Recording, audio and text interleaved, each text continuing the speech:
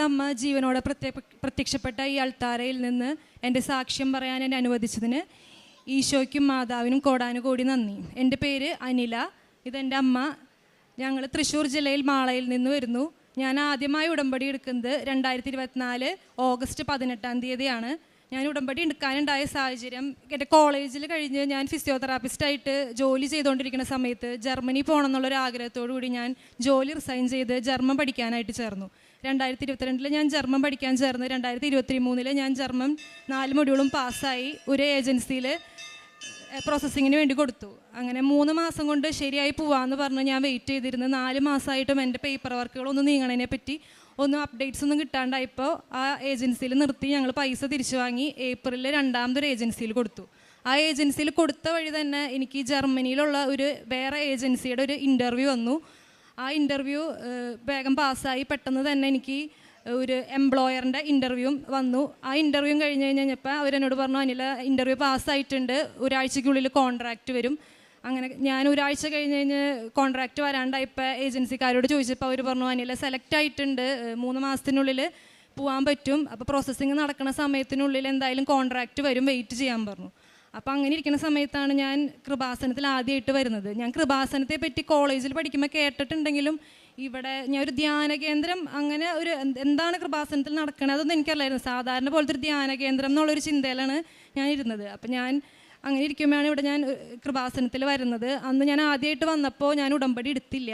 എനിക്ക് ഉടമ്പടി എന്താണെന്നൊന്നും അറിയില്ലായിരുന്നു. അപ്പം അമ്മ എന്നോട് പറഞ്ഞു ഉടമ്പടി എടുക്കാൻ പറഞ്ഞപ്പോൾ ഞാൻ പറഞ്ഞു ഞാൻ ഒരുങ്ങിയിട്ടില്ല, പിന്നെ ഉടമ്പടി എന്താണെന്ന് എനിക്കറിയില്ല. അങ്ങനെ ഞാൻ അന്ന് ഇവിടെ വന്ന് മാതാവിനോട് പ്രാർത്ഥിച്ചിട്ട് ഞാൻ പറഞ്ഞു എൻ്റെ പോണ കാര്യങ്ങൾ ശരിയായ ഞാനിവിടെ വന്ന് പ്രാർത്ഥിച്ച് അമ്മയോട് നന്ദി പറയാമെന്നും പറഞ്ഞാണ് ഞാൻ ഇവിടുന്ന് പോയത്. പക്ഷേ എനിക്ക് ഇവിടുന്ന് ചെന്ന് കഴിഞ്ഞപ്പോൾ കുറച്ച് നാളായിട്ട് പിന്നെയും അപ്ഡേറ്റ്സ് ഒന്നും കിട്ടാണ്ടായപ്പോൾ ഞാൻ ജർമ്മനിയിലുള്ള ഏജൻസിക്ക് മെസ്സേജ് അയച്ചു. അപ്പോൾ അവർ പറഞ്ഞു ക്ലിനിക്കുകാർക്ക് ഇന്ത്യയിൽ നിന്നുള്ള ഫിസിയോതെറാപ്പിസ്റ്റുകൾ എടുത്ത് പരിചയമില്ലാത്തതുകൊണ്ട് അവരിപ്പോൾ എടുക്കുന്നില്ല, എന്നോട് വേറെ നോക്കിക്കോളാൻ പറഞ്ഞു. എൻ്റെ സോറി പറഞ്ഞു അവരെന്നോട്. അപ്പോൾ 2 ഏജൻസിയിൽ കൊടുത്തിട്ട് ഒന്നും ശരിയാവാണ്ട് ആകെ വിഷമമായി. അങ്ങനെ തകർന്നിരിക്കുമ്പോഴാണ് ഞാൻ ഉടമ്പടി എടുക്കാമെന്നുള്ള തീരുമാനത്തിൽ ഇവിടെ വന്ന് ഞാൻ 2024 ഓഗസ്റ്റ് 18 ഉടമ്പടി എടുക്കുന്നത്. അപ്പോൾ ഉടമ്പടി എടുത്തപ്പോൾ ഇവിടുത്തെ ക്ലാസ്സും കാര്യങ്ങളൊക്കെ കഴിഞ്ഞ് കഴിഞ്ഞപ്പോൾ എൻ്റെ ഉള്ളിലുള്ള ചിന്ത 90 ദിവസം കൊണ്ട് എൻ്റെ കാര്യം സാധിക്കും. അസുഖങ്ങൾ വരുമ്പോൾ നമ്മൾ മരുന്ന് കഴിച്ച് അസുഖം മാറിക്കഴിയുമ്പോൾ നമ്മൾ മരുന്ന് നിർത്തണ പോലെ എൻ്റെ കാര്യം 90 ദിവസം കൊണ്ട് സാധിച്ച് കിട്ടിയിട്ട് ഉടമ്പടി നിർത്താം എന്നുള്ള മനസ്സോടുകൂടിയാണ് ഞാൻ ഉടമ്പടി എടുത്തത്. പേപ്പറൊക്കെ കൊടുക്കണത്, പ്രേക്ഷിത പ്രവർത്തനം പത്രപ്രവർത്തനമൊക്കെ ചെയ്യണമെന്ന് പറഞ്ഞപ്പോൾ എനിക്ക് ഒരു മടിയായിരുന്നു ആദ്യം.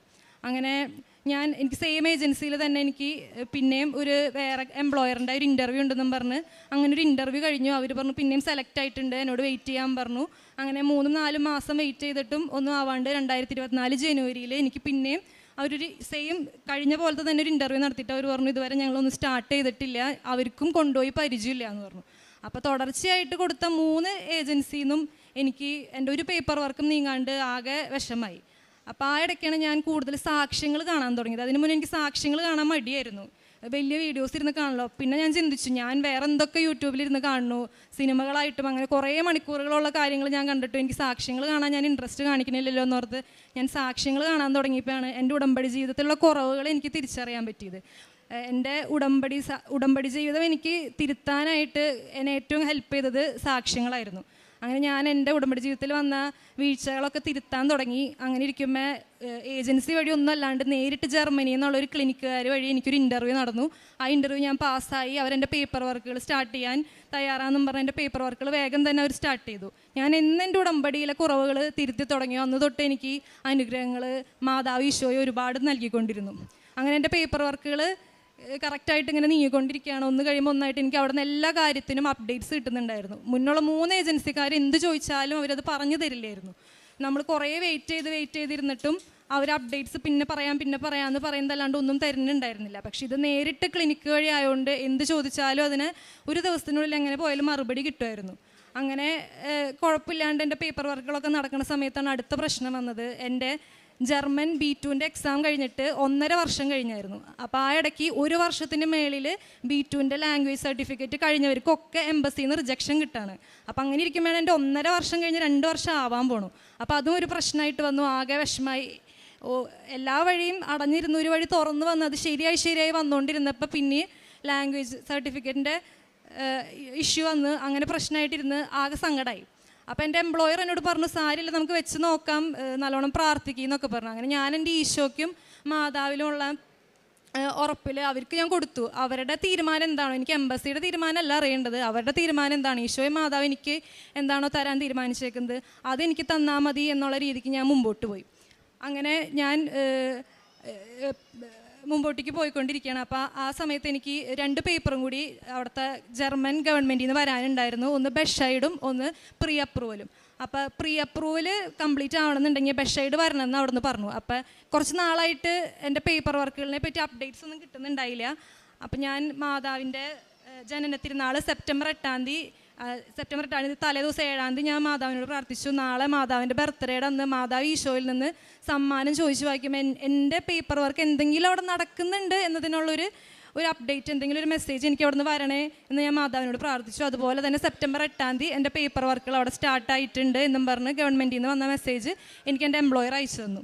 അങ്ങനെ കുറച്ച് നാൾ കഴിഞ്ഞ് കഴിഞ്ഞ് ഒരു 1.5 മാസം കഴിഞ്ഞ് കഴിഞ്ഞപ്പോൾ ഒരു ഞായറാഴ്ച ഞാൻ ഇങ്ങനെ മാതാവിനോട് പറഞ്ഞു, മാതാവേ നാളെ തിങ്കളാഴ്ച ജർമ്മനിയിലെ ഗവൺമെൻറ് ഓഫീസ് തുറക്കുമ്പോൾ എൻ്റെ ബെഷൈഡിൻ്റെ പേപ്പർ വർക്ക് അവർ സ്റ്റാർട്ട് ചെയ്ത് അത് കംപ്ലീറ്റ് ചെയ്ത് വൈകിട്ടാകുമ്പോഴേക്കും എൻ്റെ എംപ്ലോയർക്ക് ആ പേപ്പർ കിട്ടി എനിക്ക് അയച്ചു തരണേ മാതാവെന്ന് ഞാൻ പ്രാർത്ഥിച്ചു.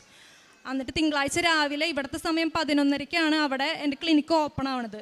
അങ്ങനെ ഇവിടുത്തെ സമയം 11:45 എൻ്റെ എംപ്ലോയർ എനിക്ക് മെയിൽ ചെയ്തു, എൻ്റെ ബെഷൈഡ് കിട്ടിയെന്നും പറഞ്ഞ് എനിക്കത് ഫോർവേഡ് ചെയ്തു തന്നു. അപ്പോൾ ഫോർവേഡ് ചെയ്ത മെയിലിൽ എംപ്ലോയർക്ക് ഗവൺമെൻറ് ഓഫീസിൽ നിന്ന് എപ്പോഴാണ് ഇത് അയച്ചു കൊടുത്തതെന്നുള്ള ടൈമും ഡേറ്റും ഉണ്ട്. അത് കാണിക്കുന്നത് ഞായറാഴ്ച വൈകിട്ടാണ് എംപ്ലോയർക്ക് ഇത് ഗവൺമെൻറ് ഓഫീസിൽ നിന്ന് അയച്ചു കൊടുത്തത്. ജർമ്മനിയിൽ ഒരു അവധി ദിവസം ആരും ജോലി ചെയ്യാത്തതാണ്, പ്രത്യേകിച്ച് ഞായറാഴ്ച. അങ്ങനെ ഒരു ഞായറാഴ്ചയാണ് എൻ്റെ ബെഷൈഡ് എൻ്റെ എംപ്ലോയർക്ക് ഗവൺമെൻറ്റിൽ നിന്ന് അയച്ചു കൊടുക്കുന്നത്. അതോടുകൂടി എനിക്ക് ഉറപ്പായി മാതാവ് എൻ്റെ കാര്യത്തിൽ ഇടപെട്ട് തുടങ്ങി എന്നെനിക്ക് ഉറപ്പായി. അങ്ങനെ അത് കിട്ടി. എൻ്റെ ലാസ്റ്റ് എനിക്ക് വരാനുള്ള പേപ്പർ പ്രീ അപ്രൂവൽ ആയിരുന്നു. അതിന് വേണ്ടി വെയിറ്റ് ചെയ്തുകൊണ്ടിരിക്കുമ്പോൾ ഇതുപോലെ തന്നെ ഒരു ഞായറാഴ്ച ഞാൻ മാതാവിനോട് പറഞ്ഞു, നാളെ തിങ്കളാഴ്ചയ്ക്കുള്ളിൽ എൻ്റെ പേപ്പർ വർക്ക് റെഡി ആവണമെന്ന് പറഞ്ഞു. അപ്പോൾ അതിന് മുന്നേ എൻ്റെ ഒപ്പം തന്നെ വെച്ച കുട്ടിക്ക്, സെയിം സ്ഥലത്തേക്ക് വെച്ച കുട്ടിക്ക് 3 മാസമായിട്ടും പ്രീ അപ്രൂവൽ വന്നില്ല. അപ്പോൾ എന്നോടും എൻ്റെ എംപ്ലോയർ പറഞ്ഞത് 3 മാസമൊക്കെ പിടിക്കും, അതുകൊണ്ട് വെയിറ്റ് ചെയ്യേണ്ടി വരുമെന്ന് പറഞ്ഞു. അങ്ങനെ എൻ്റെ 1.5 മാസം എത്തിയപ്പോഴേക്കും എൻ്റെ പ്രീ അപ്രൂവൽ ഇതുപോലെ ഒരു തിങ്കളാഴ്ച വന്നു. അപ്പോൾ എനിക്ക് ഉറപ്പായി മാതാവ് എൻ്റെ കാര്യം ഒന്നും നടക്കാത്തതിൽ നിന്ന് എൻ്റെ മാതാവിനെ ഇത്ര എത്തിച്ചതിൽ എനിക്ക് ഒരുപാട് സന്തോഷം തോന്നി. അങ്ങനെ എൻ്റെ പ്രീ അപ്രൂവൽ ഒരു തിങ്കളാഴ്ച വന്നു. ആ ഇടയ്ക്ക് ഇനി നേരെ വിസയ്ക്ക് ഡേറ്റ് എടുക്കാമെന്നുള്ളതായിരുന്നു അടുത്ത പ്രോസസ്സ്. പക്ഷേ ആ സമയത്ത് വിസയ്ക്ക് ഡേറ്റ് കിട്ടുന്നുണ്ടായിരുന്നില്ല. എല്ലാവരും ഏജൻറ്റ് വഴി കുറേ പൈസ കൊടുത്തൊക്കെയാണ് വിസയ്ക്ക് ഡേറ്റ് എടുത്തുകൊണ്ടിരുന്നത്. അപ്പോൾ എനിക്ക് പ്രീ അപ്രൂവൽ വന്നന്ന് തന്നെ എംബസിക്ക് ഒരു മെയിൽ ചെയ്തു, എനിക്കിങ്ങനെ ഡേറ്റ് കിട്ടാനില്ല എന്നും പറഞ്ഞ് ഞാൻ മെസ്സേജ് ചെയ്തു. പക്ഷേ എംബസിയിൽ നിന്ന് റിപ്ലൈ ഒന്നും കിട്ടിയില്ല. അപ്പോൾ പിറ്റേ ദിവസം ഞാൻ ഈ ടൈം കളയണ്ടല്ലോ എന്ന് ഓർത്ത് പൈസ കൊടുത്ത് തന്നെ ഡേറ്റ് എടുക്കാമെന്ന് വെച്ച് ഒരു ഏജൻറ്റിനെ സമീപിച്ച് ആളുടെ എൻ്റെ പേപ്പറുകൾ കൊടുത്തപ്പോഴേക്കും എനിക്ക് എംബസിയിൽ നിന്ന് മെയിൽ വന്നു, അനിലേക്ക് എന്ന് എവിടെ വെച്ച് എത്ര മണിക്കാണ് ഡേറ്റ് വേണ്ടതെന്ന് ചോദിച്ചാൽ എന്നോട് എൻ്റെ സൗകര്യം ചോദിച്ച് അവർ മെസ്സേജ് അയച്ചു. അങ്ങനെ ഞാൻ എന്ന് കൊടുക്കണമെന്ന് ആലോചിച്ചപ്പോൾ അടുത്തുള്ള ഒരു ഡേറ്റായിട്ട് ഞാൻ 17-ാം തീയതി ഒക്ടോബർ 17 അതിൽ 7 എന്നുള്ള നമ്പറുള്ളതുകൊണ്ട് ഞാൻ ആ നമ്പർ നോക്കി കൊടുത്തു. അങ്ങനെ എനിക്ക് പ്രീ അപ്രൂവൽ വന്ന് പിറ്റേ ദിവസം തന്നെ ഡേറ്റ് കിട്ടി. അതും 3 ദിവസത്തിനുള്ളിലുള്ള ഡേറ്റ് തന്നെ കിട്ടി.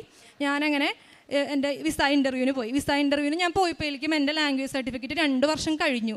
1.5 വർഷം 1 വർഷം കഴിഞ്ഞവർക്ക് വരെ റിജക്ഷൻ എന്നോടത്ത് എൻ്റെ 2 വർഷം കഴിഞ്ഞു എൻ്റെ ലാംഗ്വേജ് സർട്ടിഫിക്കറ്റിന്. അപ്പം ഞാൻ മാതാവിനോട് ഈശോനോടും പറഞ്ഞു, എനിക്ക് ഇനി ഒരു മെറിറ്റും ഇല്ല, എനിക്ക് ഒരു യോഗ്യതയില്ല ഇത് കിട്ടാനായിട്ട്. കാരണം 1 വർഷം കഴിഞ്ഞവർക്ക് റിജക്ഷൻ ആയ സ്ഥിതിക്ക് 2 വർഷം കഴിഞ്ഞ് എനിക്ക് എന്ത് യോഗ്യതയുള്ള മാതാവിയെന്ന് ഞാൻ പറഞ്ഞു ഇനി എൻ്റെ ഈശോയ്ക്കും മാതാവിന് ഞാൻ വിട്ടു തന്നേക്കാം, അവിടുന്ന് എന്താണ് എൻ്റെ കാര്യത്തിൽ തീരുമാനിച്ച് വെച്ചേക്കണേ അതനുസരിച്ച് നടന്നാൽ മതി. അപ്പോൾ ഇതിൻ്റെ ഇടയിൽ എൻ്റെ കല്യാണം ഉറപ്പിച്ചായിരുന്നു. അപ്പോൾ കല്യാണത്തിൻ്റെ ഒരു ഡേറ്റ് തീരുമാനിക്കാനാണെങ്കിലും പറ്റുന്നുണ്ടായിരുന്നില്ല. ഇതിൻ്റെ കാര്യത്തിൽ ഒരു തീരുമാനം ആവാണ്ട് ഒരു ഡേറ്റ് അല്ലെങ്കിൽ എന്നത്തേക്ക് വേണം എന്നുള്ളതും തീരുമാനിക്കാൻ പറ്റാണ്ട് ആകെ എൻ്റെ വീട്ടുകാരും എല്ലാവരും ആകെ വിഷമിച്ചിരിക്കുകയായിരുന്നു. അങ്ങനെ ഞാൻ വിസയ്ക്ക് വെച്ച് 2 ആഴ്ച കൊണ്ട് വിസ വരേണ്ട എൻ്റെ വിസ 1 മാസം കഴിഞ്ഞിട്ടും വിസേനെ പറ്റി ഒരു അപ്ഡേറ്റും ഇല്ല. അങ്ങനെ എംബസിയിലേക്ക് മെസ്സേജ് അയച്ച് അങ്ങനെ ആകെ വിഷമിച്ചിരിക്കുമ്പോൾ ഇന്നലെ എനിക്ക് എൻ്റെ പാസ്പോർട്ട് കയ്യിൽ കിട്ടി. അപ്പോൾ 1 വർഷം കഴിഞ്ഞ് വിസ റിജക്റ്റ് ആവണ, 1 വർഷം ലാംഗ്വേജ് സർട്ടിഫിക്കറ്റിൻ്റെ വാലിഡിറ്റി കഴിഞ്ഞ് റിജക്റ്റ് ആവണ ആ അവസരത്തിലാണ് എൻ്റെ 2 വർഷം കഴിഞ്ഞ് എൻ്റെ ലാംഗ്വേജ് സർട്ടിഫിക്കറ്റ് വെച്ച് എനിക്ക് ജർമ്മനിയിലേക്കുള്ള ജോബ് വിസ മാതാവ് ഈശോയും കൂടി അടിച്ചു തന്നത്. ഇതെനിക്ക് ഉറപ്പാണ്, എൻ്റെ യോഗ്യത കൊണ്ടല്ലാതെ എനിക്ക് 100% ഉറപ്പാണ്. അതുപോലെ ഇത് എംബസിക്കാർ അടിച്ചു തന്നതല്ലാന്നും എനിക്ക് ഉറപ്പാണ്. കാരണം ഇത് എംബസിക്കാരുടെ ക്രൈറ്റീരിയ വെച്ച് എനിക്ക് റിജക്ഷനാണ്. എംബസിക്കാരടിച്ച് എനിക്ക് റിജക്ഷനെ അടിക്കുള്ളൂ. പക്ഷേ എനിക്ക് കിട്ടിയത് എൻ്റെ വിസ അപ്രൂവലായി ഇന്നലെ എൻ്റെ കയ്യിൽ കിട്ടി. ഞാൻ ഇന്നലെ എനിക്ക് വിസയുടെ കൊറിയർ വന്നപ്പോൾ ഞാൻ അങ്ങനെ തന്നെ അതും കൊണ്ട് പള്ളിയിൽ പള്ളിയിൽ പോയിരുന്ന് ദിവ്യകാരുണ്യത്തിൻ്റെ മുന്നിൽ കൊന്ത ചൊല്ലി എന്നിട്ടാണ് ഞാൻ പള്ളിയിൽ വെച്ചാണ് തുറന്നു നോക്കിയത്. എനിക്ക് അപ്പോൾ ഉണ്ടായ സന്തോഷം എനിക്കറിയില്ല. എനിക്ക് എത്ര നന്ദി പറഞ്ഞാലും ഇതിന് മതിയാവില്ല. കാരണം അത്രത്തോളം എനിക്ക് യോഗ്യത ഇല്ലാത്ത എനിക്ക് എൻ്റെ മാതാവ് എനിക്ക് അത് മാതാവിൻ്റെയും ഈശോയുടെയും കൃപ കൊണ്ട് എനിക്കത് നേടിത്തന്നതാണെന്ന് എനിക്ക് ഉത്തമമായ ബോധ്യമുണ്ട്. ഞാൻ ചെയ്തിരുന്ന കാരുണ്യ പ്രവൃത്തികൾ, ഞാൻ വീടിൻ്റെ അടുത്തൊരു വൃദ്ധസദനമുണ്ട്. അവിടെ എല്ലാ ഞായറാഴ്ചയും പോയിട്ട് അവിടെ അമ്മമാർക്ക് ഫിസിയോതെറാപ്പി ചെയ്ത് കൊടുക്കും. സ്ട്രോക്കൊക്കെ വന്ന് കിടക്കുന്ന അമ്മമാരുണ്ട്. അപ്പോൾ അവർക്ക് ഫിസിയോതെറാപ്പി ചെയ്ത് കൊടുക്കും. അവരുടെ നെഗമൊക്കെ വെട്ടി കൊടുക്കും. അവരുടെ കൂടെ ഇരുന്ന് വർത്താനം പറയും. പിന്നെ ഞാനും അമ്മയും കൂടി പൊതിച്ചോറൊക്കെ ഉണ്ടാക്കി അപ്പൻ്റെ കയ്യിൽ കൊടുത്തുവിടും വഴിയിലൊക്കെ ഇരിക്കണവർക്ക്. പിന്നെ ഞങ്ങളുടെ അടുത്ത് തന്നെ ഒരു മാനസികമായിട്ട് ഇങ്ങനെ പിന്നോട്ട് നിൽക്കുന്ന കുറച്ച് ചേച്ചിമാർ നിൽക്കുന്ന ഒരു മഠമുണ്ട്. അപ്പോൾ അവിടേക്ക് ഞങ്ങൾ ഭക്ഷണമൊക്കെ ഉണ്ടാക്കി വീട്ടിൽ തന്നെ വെച്ച് 10-30 പേരോളം ഉണ്ട് അവിടെ. അപ്പോൾ അത്രയും പേർക്ക് ഞങ്ങൾ വീട്ടിൽ തന്നെ ഞങ്ങൾ തന്നെ ഉണ്ടാക്കി ഭക്ഷണമൊക്കെ കൊണ്ടു കൊടുത്തിട്ടുണ്ട്. പിന്നെ പ്രേക്ഷിത പ്രവർത്തനമായിട്ട് ഞാൻ ചെയ്തത് പത്രപ്രവർത്തനം. എല്ലാ മാസവും ഇവിടുന്ന് ഞാൻ പത്രം മേടിച്ചുകൊണ്ട് പോയി കൊടുക്കാറുണ്ട്. എൻ്റെ പ്രേക്ഷിത പ്രവർത്തനത്തിൽ എനിക്ക് പറയാനുള്ളത്, ഞാൻ ആദ്യമൊക്കെ എനിക്ക് പേപ്പർ മേടിക്കുമ്പോൾ ഞാൻ പള്ളികളിലാണ് കൊണ്ടുകൊടുത്തിരുന്നത്. ഞങ്ങളുടെ പള്ളിയിലും വേറെ അടുത്തുള്ള പള്ളികളിലൊക്കെ കൊണ്ടുകൊടുത്തിരുന്നത്. അപ്പോൾ എൻ്റെ കാര്യങ്ങൾ നടക്കാണ്ട് വന്നപ്പോൾ ഞാൻ സാക്ഷ്യങ്ങളിലൂടെ മനസ്സിലാക്കി പ്രേക്ഷിത പ്രവർത്തനം, പത്രപ്രവർത്തനം നന്നായിട്ട് നടത്തുന്നവർ അല്ലെങ്കിൽ ഈശോനെ പ്രഘോഷിക്കുന്നവരിലേക്കാണ് കൂടുതൽ അനുഗ്രഹങ്ങൾ വരുന്നതെന്ന് മനസ്സിലായപ്പോൾ ഈശോനെ അറിയുന്നവരുടെ ഇടയിലല്ല എൻ്റെ പത്രപ്രവർത്തനം നടത്തേണ്ടതെന്ന് മനസ്സിലാക്കി ഞാൻ അത് പിന്നത്തെ മാസം തൊട്ട് ഞാൻ വീടുകളിൽ കൊണ്ടുകൊടുക്കാൻ തുടങ്ങി. അതും പോരാന്ന് തോന്നിയിട്ട് ഞാൻ പിന്നെ തൊട്ട് ബസ് സ്റ്റാൻഡുകളിലായി കൊടുക്കൽ. ബസ് സ്റ്റാൻഡിൽ കൊണ്ട് കൊടുക്കുമ്പോൾ ഈശോനെ മാതാവിനെ പറ്റി അറിയാത്തവർക്ക്, കൃപാസനത്തെ പറ്റി അറിയാത്തവർക്ക് കൃപാസനത്തെ പറ്റി പറഞ്ഞ് ഞാൻ അവർക്ക് കൊടുക്കും. അപ്പോൾ എനിക്ക് ഒരുപാട് സന്തോഷം തോന്നിയിട്ടുണ്ട്. ചില കോളേജിൽ പഠിക്കുന്ന അക്രൈസ്തവരായ കുട്ടികളൊക്കെ എൻ്റെ പേപ്പർ ചോദിച്ച് വാങ്ങിച്ചിട്ടുണ്ട്. അപ്പോൾ എനിക്കതൊക്കെ ഭയങ്കര ഒരു സന്തോഷം തോന്നി. അപ്പോൾ എനിക്ക് ഇതുപോലെ ബസ് സ്റ്റാൻഡിൽ ഞാൻ കൊണ്ടുകൊടുക്കാൻ തീരുമാനിച്ച അന്ന് എനിക്ക് രാവിലെ ഭയങ്കര പേടിയായിരുന്നു. ഞാൻ അമ്മോട് പറഞ്ഞപ്പോൾ എനിക്ക് പേപ്പർ കൊടുക്കാൻ പേടിയാവണം. എനിക്ക് നാണക്കേടല്ല തോന്നിയത്, പേടിയാണ്. ആരെങ്കിലും ചീത്ത പറയോ, പേപ്പർ കൊടുക്കാൻ ചീത്ത പറയോ എന്നുള്ള പേടിയായപ്പോൾ എൻ്റെ അമ്മ പറഞ്ഞു, എന്തിനാ പേടിക്കണത്, എൻ്റെ കൂടെ മാതാവില്ലേ എന്ന് ചോദിച്ചു. അപ്പോൾ ഞാൻ ശരിയാണല്ലോ, എൻ്റെ കൂടെ മാതാവ് ഉണ്ടല്ലോ എന്ന് പറഞ്ഞ് ഞാൻ ഇറങ്ങാൻ നിന്ന് കഴിഞ്ഞപ്പോൾ എനിക്ക് ഭയങ്കരമായിട്ട് നല്ലൊരു മണം വരുന്നത്. അപ്പം ഞാൻ അമ്മോട് ചോദിച്ചപ്പോൾ അമ്മ പറഞ്ഞു, അവിടെ ചെടിക്ക് വലുതോ അങ്ങനെ ഒന്നുമല്ല, ഞാൻ പുറത്തിറങ്ങി ഗേറ്റിൻ്റെ അവിടെ അകത്ത് റൂമുകളിലൊക്കെ നോക്കിയപ്പോൾ എനിക്ക് മാത്രം മണം കിട്ടുന്നത്. അപ്പോൾ എനിക്ക് നന്നായിട്ട് മണം കിട്ടുന്നുണ്ട്. അപ്പോൾ അമ്മ പറഞ്ഞു, നീ പേടിയാവണമെന്ന് പറഞ്ഞല്ലോ, അപ്പോൾ നിൻ്റെ കൂടെ മാതാവ് ഉണ്ടെന്ന് അറിയിക്കാൻ വേണ്ടി നിനക്കൊരു അടയാളം തന്നതാ മാതാവ് എന്ന് പറഞ്ഞു. അപ്പോൾ എൻ്റെ അപ്പന് കൃപാസനത്തിൽ അങ്ങനെ വലിയ വിശ്വാസം ഇല്ലായിരുന്നു. അപ്പം അപ്പനാണ് എന്നെ സ്റ്റാൻഡിൽ കൊണ്ടുവന്നാക്കിയത് ഇത് പത്രം കൊടുക്കാനായിട്ട്.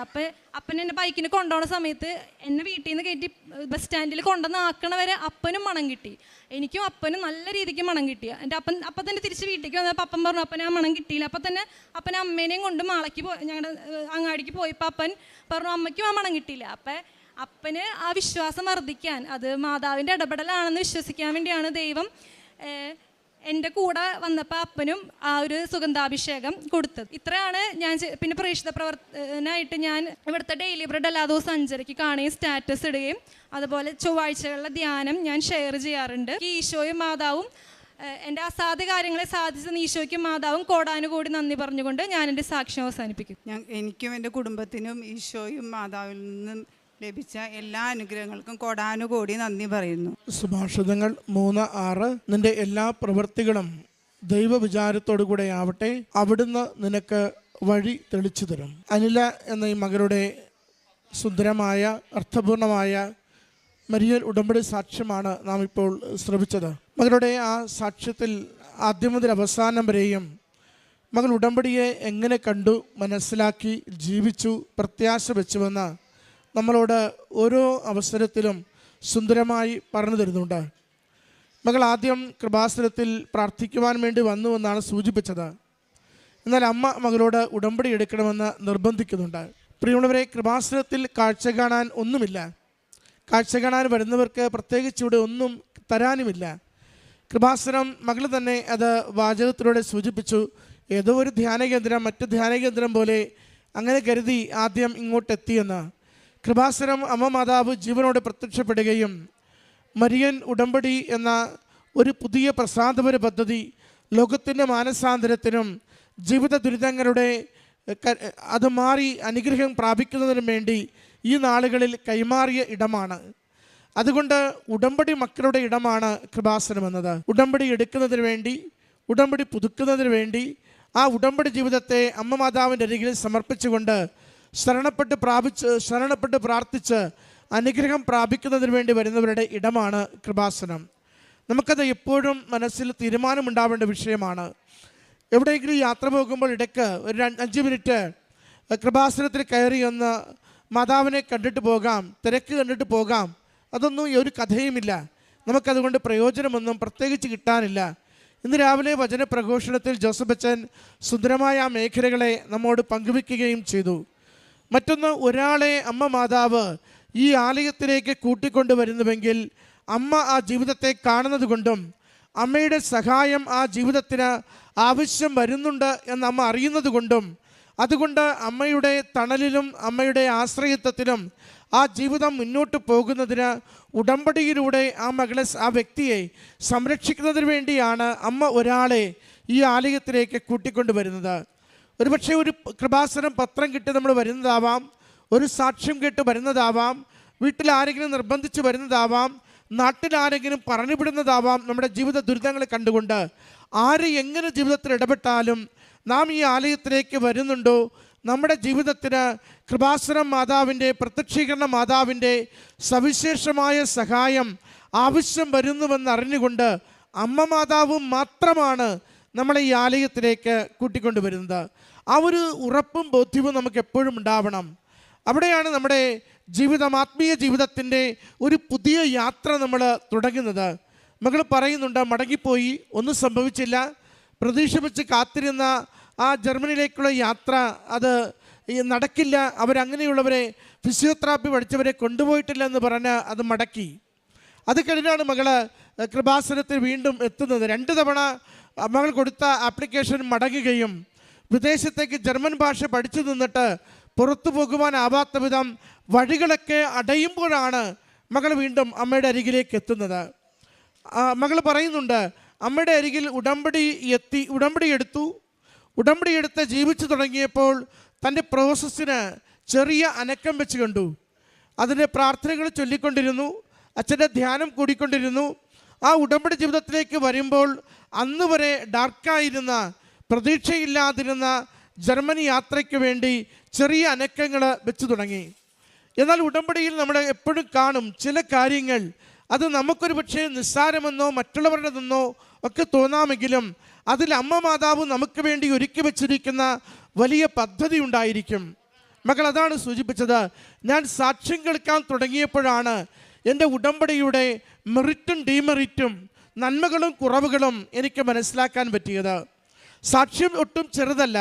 കാരണം ഓരോരുത്തരും അവരുടെ ദൈവാനുഭവങ്ങളെ, അവർ കടന്നുപോയ സഹന വഴികളെ, അവരുടെ തിരസ്കരണങ്ങളെ, പരാജയങ്ങളെ, കണ്ണീർ കടലിനെ മുഴുവനും അമ്മയുടെ കരങ്ങളിലേക്ക് കൊടുത്തിട്ട് അമ്മ എങ്ങനെ ഈശോയിലൂടെ കൈപിടിച്ചുയർത്തിയെന്ന് നമ്മളോട് പങ്കുവെക്കുന്നതാണ് ഈ അൾത്താരയിൽ പറയപ്പെടുന്ന ക്വാളിറ്റിയുള്ള ഓരോ സാക്ഷ്യവും. അതുകൊണ്ട് തന്നെ ആ സാക്ഷ്യങ്ങളിൽ കൃത്യമായും ഉടമ്പടി ജീവിതം ഉണ്ടായിരിക്കും. മകൾ പറയുന്നുണ്ട്, സാക്ഷ്യങ്ങൾ കേട്ടപ്പോൾ മനസ്സിലായി എങ്ങനെയാണ് ഉടമ്പടി ജീവിക്കേണ്ടതെന്ന്. നമ്മൾ ആരെങ്കിലും സാക്ഷ്യം കാണുമ്പോൾ അതിങ്ങനെ സ്കിപ്പ് ചെയ്ത് കളയുന്നുവെങ്കിൽ ഒന്ന് സൂക്ഷിക്കണം. നമ്മുടെ ജീവിതത്തിന് വേണ്ടത്, നമ്മുടെ കുടുംബത്തിൽ അന്ന് കേൾക്കേണ്ട ഒരു സന്ദേശമായിരിക്കും ആ വ്യക്തിയിലൂടെ നമുക്ക് ലഭിക്കുന്നത്. ചിലർ നമ്മൾ സാക്ഷ്യം കാണുന്നത് കാണാൻ സൗന്ദര്യമുണ്ടോയെന്ന് നോക്കിയിട്ടാണ്. ഇതൊക്കെ വെറും മണ്ടത്തരങ്ങളാണ്. ആളെ കാണുന്ന സൗന്ദര്യത്തിലല്ല, ആത്മാവിൻ്റെ സൗന്ദര്യത്തിൽ നിന്നും ജ്വലിക്കുന്ന ദൈവവാക്കുകൾ എന്താണ് വരുന്നതെന്നാണ് നാം ശ്രദ്ധിക്കേണ്ടത്. ആളുടെ തമ്പിൻ്റെ ഫോട്ടോയുടെ ഭംഗി നോക്കിയിട്ട് സാക്ഷ്യം കാണരുത്. മറിച്ച് ഏത് എളിയവരായിക്കോട്ടെ, അവർ ദൈവാനുഭവത്തെ പങ്കുവെക്കുമ്പോൾ നമുക്കൊരു എളിമയുണ്ടെങ്കിൽ ആ സാക്ഷ്യത്തിന് നമ്മൾ ഹൃദയം തുറക്കും. ആ ഹൃദയം തുറക്കുന്നതായിരിക്കും നമ്മുടെ ജീവിതത്തിന് ടേണിംഗ് പോയിൻ്റായി മാറുക. മകൾ പറയുന്നുണ്ട്, ജീവിതം തിരുത്താൻ തീരുമാനിച്ചു. ചില കാര്യങ്ങളൊക്കെ സ്വയമായിട്ട് എങ്ങനെ ജീവിതം മുന്നോട്ട് പോകണമെന്ന് കണ്ടെത്താൻ പറ്റി.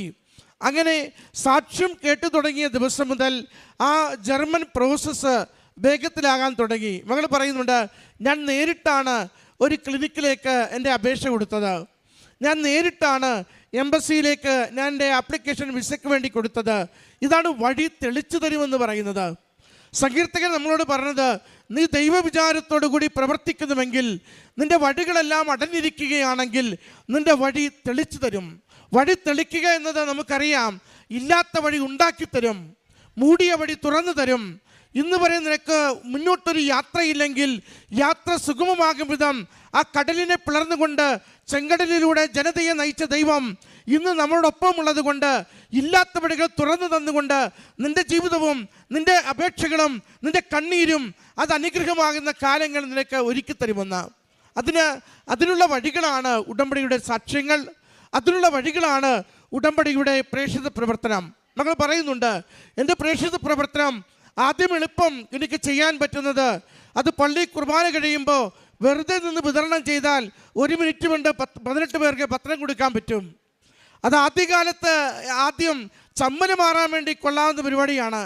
പക്ഷേ ഉടമ്പടി എന്ന് തിരിച്ചറിയുമ്പോൾ ഓരോ പത്രം കൊടുക്കുമ്പോഴും ഓരോ പ്രേക്ഷിത പ്രവൃത്തിയിൽ വ്യാപരിക്കുമ്പോഴും അത് ദൈവത്തെ വിളിച്ചും ദൈവനാമത്തെ മഹത്വപ്പെടുത്തിയും ഇത് ഈശോയ്ക്ക് വേണ്ടി ഈ ആത്മാവിനെ കിട്ടണമെന്ന ആഗ്രഹത്തോടു കൂടിയും നാം ചെയ്തുകൊണ്ടിരിക്കും. അതാണ് മകൾ പറയുന്നത് എൻ്റെ പ്രേക്ഷിത പ്രവൃത്തി അത് ഇടപെടലെ ഞാൻ മാറ്റി എങ്ങനെയെങ്കിലും കൊടുത്തു തീർക്കാൻ വേണ്ടിയല്ല, മറിച്ച് എൻ്റെ കർത്താവിനെ അറിയാൻ വേണ്ടി, അറിയിക്കുവാൻ വേണ്ടി ഞാൻ ആ ജീവിതത്തെ, എൻ്റെ പ്രേക്ഷിത മേഖലകളെ ഞാൻ വളർത്തിക്കൊണ്ടിരുന്നുവെന്ന്. പ്രിയമുള്ളവരെ, ഉടമ്പടിയോട് പുലർത്തുന്ന വിശ്വസ്തത ജീവിതത്തിൻ്റെ ഏതൊരു കറുത്ത വിഷയങ്ങളെയും നടക്കാത്ത വിഷയങ്ങളെയും അത്ഭുതകരമായിട്ട് അമ്മ മാതാവ് നമുക്ക് വേണ്ടി ഓപ്പൺ ചെയ്യും. മകൾ പറയുന്നില്ലേ, അവിടെ ഒരിക്കലും ആരും ജോലിക്ക് പോകാത്ത ഞായറാഴ്ച ദിവസം എൻ്റെ വിസ സ്റ്റാമ്പ് ചെയ്തുവെന്ന് ഞാൻ തിരിച്ചറിഞ്ഞു. എൻ്റെ അമ്മമാത എൻ്റെ വിവാഹത്തിനെ കുറിച്ചുള്ള ആലോചനകൾ നടക്കുമ്പോൾ എന്ത് ചെയ്യണമെന്നറിയാതെ കുഴയുന്ന സമയത്ത് എൻ്റെ അമ്മ മാതാവ് കൃത്യമായി കാര്യങ്ങൾ ക്രമീകരിക്കുവാൻ പറ്റുന്ന വിധത്തിൽ എൻ്റെ കരങ്ങളിലേക്ക് എൻ്റെ വിസ എത്തിച്ചു തന്നു. ഓരോന്നിലും മകൾ കണ്ടെത്തുന്നുണ്ട്, എൻ്റെ ജീവിതം മാതാവിന് ഞാൻ പൂർണ്ണമായി കൊടുക്കുമ്പോൾ അമ്മ അതിൻ്റെ 100 മടങ്ങായി എൻ്റെ ജീവിത വിഷയങ്ങളെ ഏറ്റെടുത്തുകൊണ്ട് പരിഹരിച്ച് വഴി തുറന്ന് ദൈവസ്നേഹത്തിൻ്റെ, ദൈവകരുണയുടെ, ദൈവാശ്രയത്വത്തിൻ്റെ അനുഗ്രഹങ്ങൾ നമുക്ക് നൽകുമെന്ന്. പ്രിയമുള്ളവരെ, ഉടമ്പടി എപ്പോഴും അനുഗ്രഹിക്കപ്പെടുന്നതാണ്. ഉടമ്പടിയോട് നാം പുലർത്തുന്ന വിശ്വസ്തത നമ്മുടെ ജീവിത വിഷയങ്ങൾക്ക് പരിഹാരമാകും. അതുകൊണ്ട് കാരുണ്യ പ്രവൃത്തികളാവട്ടെ, പ്രേക്ഷിത പ്രവർത്തനമാവട്ടെ, സാക്ഷ്യങ്ങൾ കേൾക്കുന്നതാവട്ടെ, വിശുദ്ധിയോടുകൂടി ജീവിക്കുന്നതാവട്ടെ, ഇതൊന്നും നമ്മൾ മാറ്റിക്കൊണ്ട് ചെയ്യേണ്ടതല്ല. ഇതൊന്നും നമ്മൾ ഒഴിവ് കാണേണ്ടതല്ല. ഹൃദയപൂർവ്വം ചെയ്യുക. ദൈവത്തിൻ്റെ വലിയ കരം, ശക്തമായ കരം ജീവിതത്തിൻ്റെ ഏതൊരു വിഷയത്തിനുമേലും നമ്മളെ സഹായിക്കുവാൻ കൂടെയുള്ളത് നമുക്ക് അനുഭവിക്കുവാനാവും. ഈ മകൾ 2 വർഷത്തോളം ജർമ്മൻ പോകുവാൻ വേണ്ടി ഒരു വഴിയും തെളിയാതെ പൂർണ്ണമായി അടഞ്ഞു കിടന്നിടത്തു നിന്ന് ഈ ചുരുങ്ങിയ നാളുകൾക്കുള്ളിൽ അമ്മയിൽ ആശ്രയിച്ച് പുതിയ ജീവിതം കണ്ടെത്തുന്നതിൻ്റെ സന്തോഷവും അനുഗ്രഹവുമാണ് ഈ അൾത്താരയിൽ സാക്ഷ്യപ്പെടുത്തിയത്. ഉടമ്പടി നമുക്ക് ജീവിക്കാം. ഉടമ്പടി നമ്മളെ നമ്മുടെ ജീവിതത്തിൻ്റെ യാത്രകളിൽ നിരന്തരം സഹായിക്കും. അമ്മയും ഈശോയും അനുഗ്രഹിച്ചു കൊണ്ടിരിക്കും. ഈ മകൾക്ക് ലഭിച്ച എല്ലാ അനുഗ്രഹങ്ങൾക്കും അമ്മ മാതാവിനും തിരുക്കുമാരനും നന്ദി പറഞ്ഞുകൊണ്ട് കരങ്ങളടിച്ച് ഈ സാക്ഷ്യം